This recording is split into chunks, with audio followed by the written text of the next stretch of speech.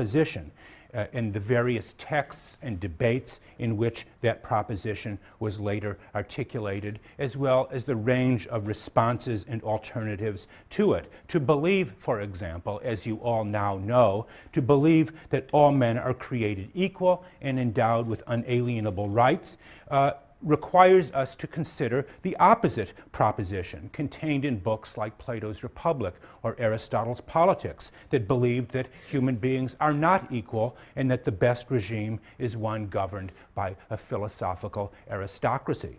So to consider our regime means in some ways to consider it in the light of these universal alternatives.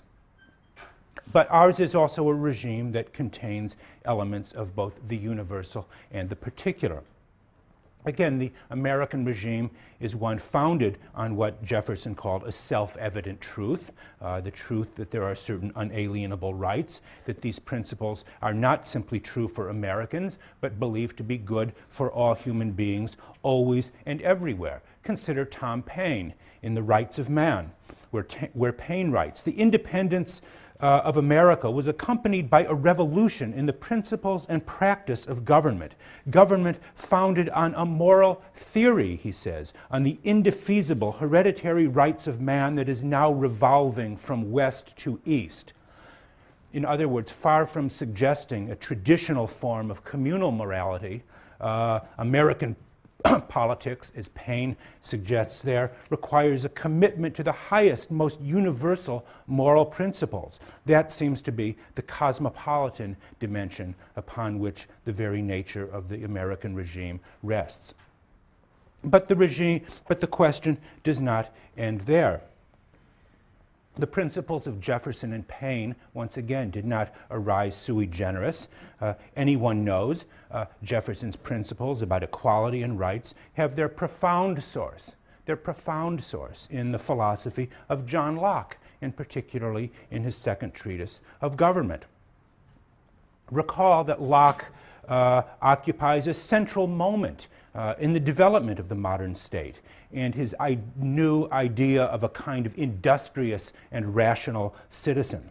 Locke's philosophy emerged not only in conversation with the other great founders of modernity like Machiavelli and Hobbes, but in some important sense it emerged in opposition to the tradition of the classical republic, whose greatest representatives were Plato, Aristotle, Cicero, and Polybius.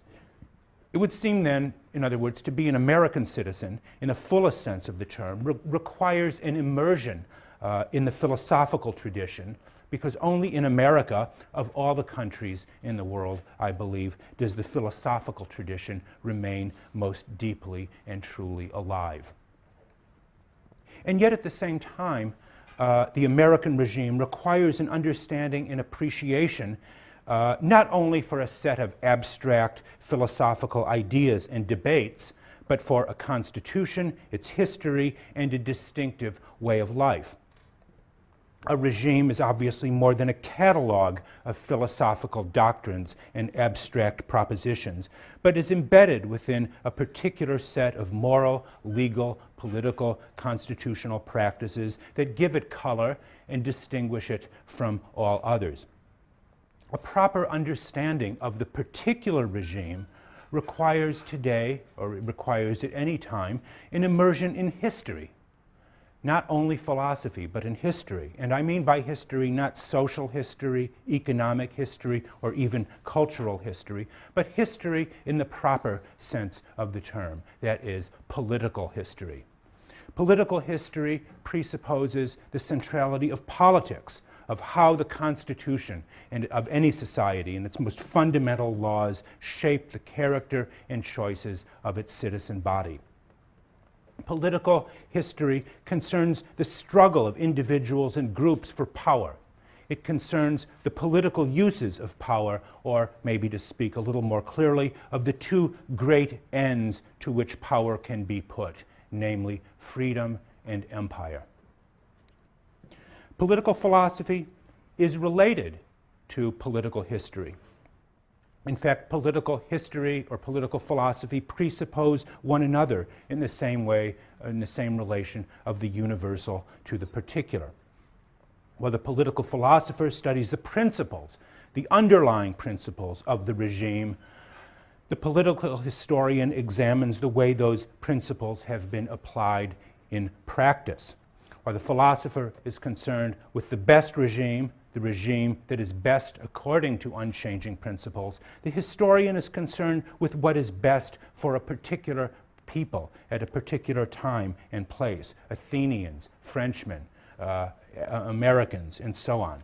And this is what the greatest political historians, Thucydides, Theodore Mommsen, Lord Macaulay, Henry Adams, this is what they have done. They have examined how different regimes both express but also depart from fundamental principles. When Adams, for example, examines in painstaking detail the acquisition of the Louisiana Territory under the Jefferson administration, he does so always against the backdrop of Jeffersonian ideals about America, about democracy and limited government.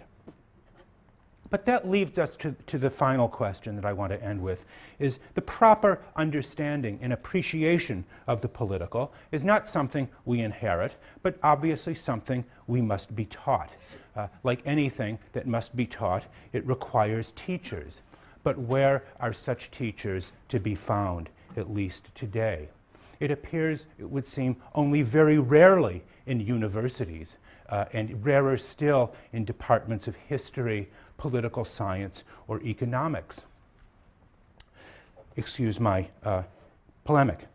Modern professors of history, for example, often appear to teach everything but a proper respect for tradition. One would get the impression from many classes that America alone among the nations of the world is responsible for racism, homophobia, the despoilation of the planet, and every other evil, moral evil that one can imagine. In my own field, political science, that once designated the skill or art possessed by the most excellent statesman or politician, civic education has been replaced by something called game theory, that regards politics as a marketplace where individual preferences are formed and utilities are maximized. Rather than teaching students to think of themselves as citizens, as these individuals did, the new political science treats us as something called rational actors who exercise our preferences. But the question is, what should we have a preference for? How should rational choice be exercised? On these questions, that is to say, the most fundamental questions, our political science is sadly silent. It has nothing to offer and nothing to say. By reducing all politics to choice and all choice to preference, the new political science is forced to accord legitimacy to every preference, however vile, base, or indecent it may be. That kind of value neutrality towards preferences is akin to the philosophic disposition that we know as nihilism. That is to say, the belief that our deepest principles and convictions are nothing more than blind preferences. So the purpose of political science is not to stand above or outside the political community as an entomologist, observing the ant behavior, but rather to serve as a civic-minded arbiter and guardian of disputes in order to restore peace and stability to conflict-ridden situations. We are in danger today of losing touch with those questions and those insights that are the original motivation for understanding politics. In place of these questions has arisen a kind of narrow-minded focus on methodology, often at the expense of the life and death issues that make up the substance of the political. So I end with this question. Where should the study of political science be now? You have sat through 13 weeks of an introductory course. Where do you go from here? To ask a question posed brilliantly by Karl Marx, he asked, who will educate the educators? The best question he ever asked. How can we begin a comprehensive re-education of today's political science? The only answer, and the best answer I can give you today, is simply to read old books. These are our best teachers in a world where real teachers are in short supply.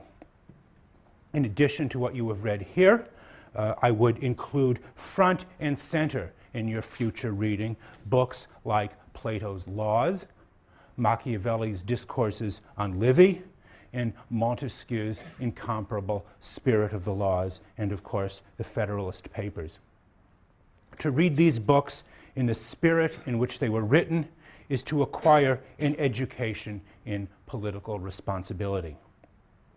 This, of course, or these should be supplemented by a study of the deeds and writings of the most important American statesmen, from Jefferson, Madison, Lincoln, through Wilson and Roosevelt. And these, in turn, should be supported by the study of our leading jurisprudential thinkers from Marshall, Holmes, Brandeis, and Frankfurter. And finally, this should be completed by an examination of the most important statesmen and leaders from world history, from around the world, from Pericles to Churchill. Once you have completed those readings, once you have done that, and I would say only when you have done that, can you say that you are living up to the highest offices of a Yale student, aptly summarized on the memorial gate outside of Branford College, which says, "For God, for country, and for Yale." Thank you for your time and patience over this semester, and good luck to you in the future.